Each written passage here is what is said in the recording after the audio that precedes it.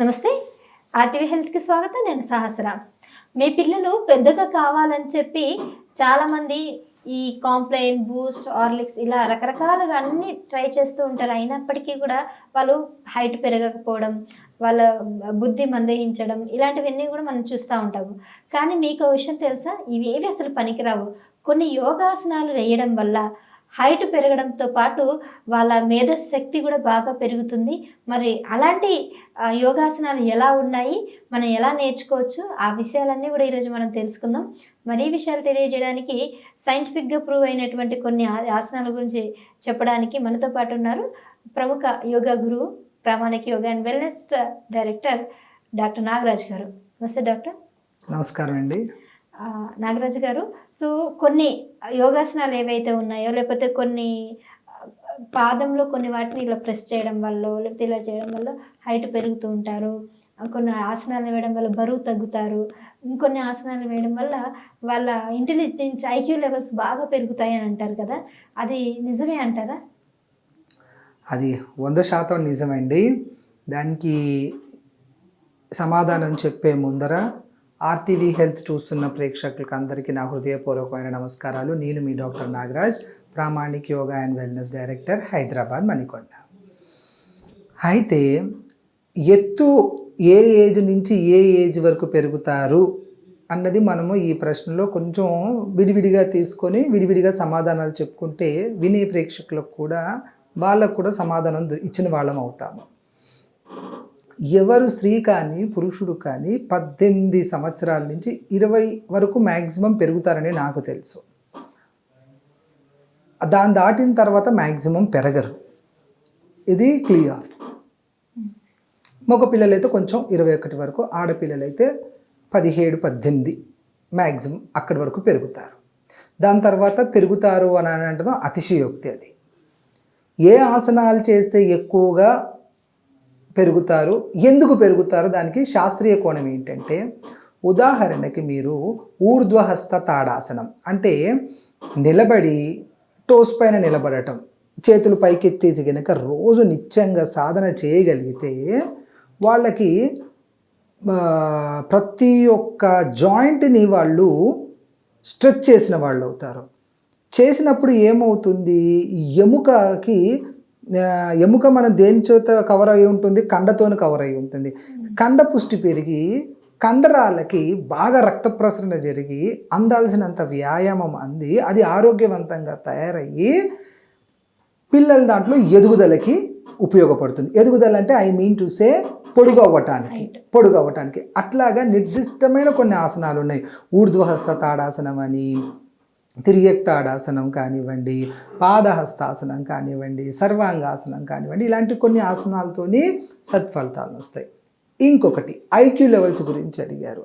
అది 110% కరెక్ట్ అండి.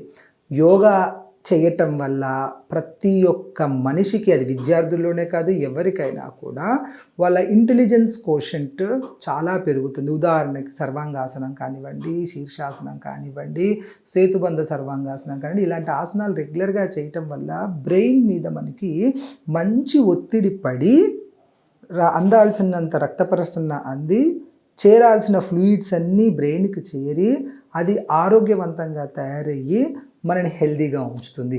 లేకపోతే కొంచెం ఏజ్ వచ్చినాకనే డెమ్నీషియా అని, పార్కిన్సన్స్ అని, లాస్ ఆఫ్ మెమరీ అని ఇలాంటి సమస్యలన్నీ మధ్యగా చూస్తూ ఉంటున్నాము. ఎందుకు చూస్తున్నాము? బ్రెయిన్కి బ్లడ్ సర్క్యులేషన్ అందక, బ్రెయిన్ ఆరోగ్యవంతంగా లేక, బ్రెయిన్కి పని చెప్పక. సో ఇవి రెగ్యులర్గా ఈ ఆసనాలు కనుక చేయగలిగితే ఆ సమస్యల నుంచి తప్పుకోవచ్చు మనం. ఓకే. అయితే ఇప్పుడు ఏ పిల్లలు ఎవరైనా కానీ ఈ ఆసనాలు వేయడానికి వీలవుతుందా? అంటే 7 సంవత్సరాల తర్వాత యోగాసనాలు వేయాలంటారు కదా. అవునండి. అంతేనా? అవునండి. అంతకు ముందు వరకు రాకూడదంటారా? అంటే అంతకు ముందు వరకు ఎందుకు రాకూడదు అని అంటారంటే, ఒక రీసెర్చ్ ఏం చెప్తుందంటే, ఆర్గాన్స్ ప్రిపేర్డ్గా ఉండవు. వాళ్ళ బ్రెయిన్ చూసుకున్న మెత్తగా ఉంటుంది, వాళ్ళ ఎముకలు కానీ కండరాలు కానీ బలిష్టంగా ఉండవు. సో ప్రిపేర్ అవ్వవు. 7 సంవత్సరాలు దాటిన తర్వాత కొంచెం వాళ్ళకి శారీరక పుష్టి వస్తుంది కాబట్టి ఏదైనా ఆసనం చేసినా తట్టుకోగలుగుతారు. సో అందుకే శాస్త్రంలో ఏం చెప్పారంటే 7 సంవత్సరాలు, 7 నుంచి ఇంకా వాళ్ళు చనిపోయేంత వరకు ఆసనాలు చేసుకోవచ్చు. అంతకంటే ముందు ఏంటంటే కొంతమంది పిల్లలు ఎదుగుదల, మాటలు కూడా 7 తర్వాత కొంతమందికి వస్తాయి, కొంతమందికి మాటలు వినపడటం కూడా స్పష్టంగా కొంతమందికి అట్లా వస్తాయి, కొన్ని ఉంటాయి అలాగ. అందుకే 7 దాటిన తర్వాత అని చెప్తారు. అయితే ఇంకా కొంతమంది హైట్ ఇంకా పెరగరు అన్న కొంతమంది ఉంటారు పిల్లలు, అంటే ఒక ఏజ్ వచ్చిన తర్వాత వాళ్ళకి ఏదైనా సాధ్యమవుతుందా యోగాసనాల ద్వారా హైట్ పెరిగే ఛాన్సెస్? అంటే ఇంతకు ముందుకు మనం చెప్పుకున్నట్టుగా ఇప్పుడు వాళ్ళు 25 సంవత్సరాల వాళ్ళు, 22 సంవత్సరాల వాళ్ళు ఉన్నారు, వాళ్ళకి అది అసాధ్యము. అదే 11 ఏళ్ళు 12 ఏళ్ళ పిల్లలు ఉన్నారు, 13 ఏళ్ళ పిల్లలు, 13 ఏళ్ళు 14 వాళ్ళు దీనికి ఛాన్సెస్ ఉంటాయి. ఖచ్చితంగా పెరుగుతారని చెప్పలేను కానీ 95% ఛాన్సెస్ ఉంటాయి వాళ్ళు. ఎందుకంటే మనము కండరాలని సాగదీస్తూ ఉంటాము, కండరాలు సాగదీసినప్పుడు ఎముకల్లో కాల్షియం పెరుగుతుంది, ఎముక పుష్టి వస్తుంది, కాబట్టి వాళ్ళు 1-2 ఇంచులు పెరిగే అవకాశం చాలా ఉంటుంది. ఓకే. అండ్ ఇక బరువు తగ్గడం గురించి మాట్లాడుకున్నట్లయితే ఎన్నో జిమ్ములు చేసి ఎంతో ఎక్సర్సైజ్ చేసి ఇంత చేస్తే అన్ని క్యాలరీస్ బర్న్ అవుతాయి, కాబట్టి బరువు తగ్గడానికి ఒక సైంటిఫిక్ రీజన్స్ ఉన్నాయి. యోగాసనం అనేది కూర్చొని చేయాల్సింది కదా, అంత త్వరగా ఎలాగ క్యాలరీస్ బర్న్ అయ్యి బరువు తగ్గుతారంటారు? ఇదే అండి అందరికీ ఉన్న అపోహ, మిస్కన్సెప్షన్ ఏంటంటే యోగా అంటే కూర్చొని చేసేది, యోగా అంటే శాంతం కోసం చేస్తారన్నది. మీడియా ముఖంగానే నేను చెప్తున్నాను, యోగిక్ జాగింగ్ అని, యోగాలో కొన్ని కార్డియోస్ ఉంటాయి, సూర్య నమస్కారాస్ కానివ్వండి. ఇంకొక ఉదాహరణ మీకు, ఎప్పుడైనా ఎక్కడైనా యోగా చేస్తూ మరణించారు అన్న దాఖలాలు నాకు చూపించండి. జిమ్ చేస్తూ మరణించారు అన్నది మనం రెగ్యులర్గా చూస్తూ ఉంటాం, బరువు ఎత్తుతూ మరణించారు అనేది మనం చేస్తూ ఉంటాం. ఏది ఒక్క మనిషిని ప్రాణాయామ చేస్తూ మరణించారని చూపించండి, ఒక ఆసనం వేస్తూ మరణించారని చూపించండి, అది ఉండదు. ఎందుకు అంటే మీరు ఏ రకంగా చేసినా కూడా సత్ఫలితం ఇస్తుంది యోగాలో మీరు సూర్య నమస్కారాలు కనుక నిర్దిష్టంగా చేయగలిగితే మీ టీచర్ చెప్పినట్టుగా 100% బరువు తగ్గుతారు, శక్తి సామర్థ్యాలు పెరుగుతాయి. At the same time yogic cardio, దండీలు, బస్కీలు, శరీర పుష్టి, శరీర దారుఢ్యం కోసం ఏ జిమ్ అవసరం లేదు.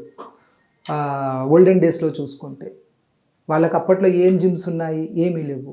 ఇప్పుడు మళ్ళీ బ్యాక్ టు ద బేసిక్స్ అన్నట్టుగా అంత యోగాలోనే జరుగుతుంది. ఇవన్నీ మన అపోహలు అంతే, అది శాస్త్రీయంగా కాదు. జిమ్ముకు వెళ్ళటం వల్లనే అవన్నీ జరుగుతాయి. యోగాలో కూడా ఈజీగా బరువు తగ్గొచ్చు, శరీర పుష్టి తీసుకొచ్చుకోవచ్చు, కండ పుష్టి పెంచుకోవచ్చు. రైట్, నిజంగా మీరు చెప్పింది అక్షరాల సత్యం. Thank you so much sir. So నిజంగానే యోగా వల్ల ఎన్నో రకాల ప్రయోజనాలు ఉన్నాయి. పిల్లల నుంచి కనుక మొదలు పెడితే నిజంగా వాళ్ళకి సత్వర ఫలితాలు అయితే తక్షణమే వచ్చే అవకాశం అయితే ఉంది. సో ఒకసారి అయితే ప్రయత్నించండి. ఇంకేమైనా సందేహాలు ఉంటే కింద కామెంట్ చేయండి. డాక్టర్ నాగరాజు గారితో మరో వీడియోలో మళ్ళీ కలుద్దాం. Thank you so much sir. చాలా సంతోషం, thank you very much. Local to global news at your finger tips. మీ చేతిలో ఒక ఆయుధం. Download Raw TV app. Media legend Ravi Prakash is back.